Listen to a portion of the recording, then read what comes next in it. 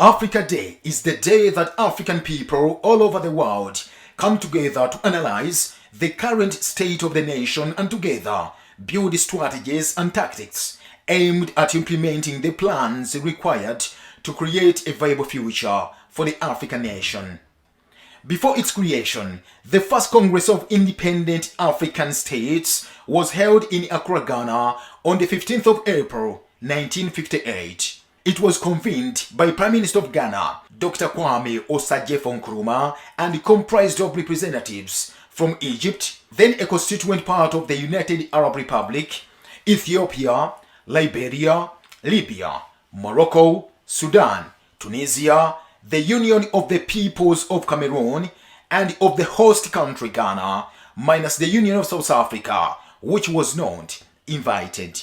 The conference showcased the progress of liberation movements on the African continent in addition to symbolizing the determination of the people of Africa to free themselves from foreign domination and exploitation.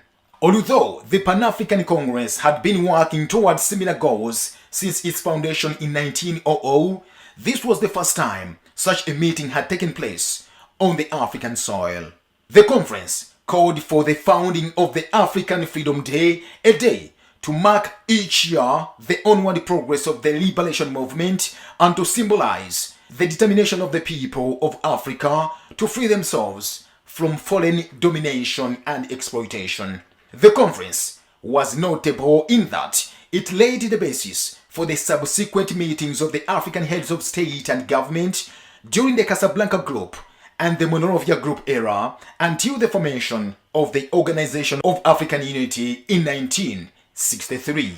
On the 25th of May 1963, representatives of 30 African nations met in Addis Ababa, Ethiopia, hosted by Emperor Haile Selassie.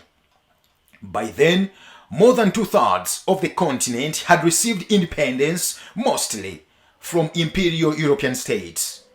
At this meeting, the Organization of African Unity was founded with the initial aim to encourage the decolonization of Angola, Mozambique, South Africa, and Southern Rhodesia. The organization pledged to support the work conducted by freedom fighters and remove military access to colonial nations. A charter was set out which sought to improve the living standards across member states. Selassie exclaimed that may this convention of union last for 1,000 years.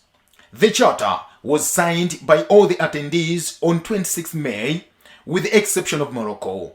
At that meeting, Africa Freedom Day was renamed Africa Liberation Day. In 2002, the Organization of African Unity was replaced by the African Union. However, the renamed celebration of Africa Day continued to be celebrated on the 25th of May in respect to the formation of the Organization of African Unity. Africa must unite.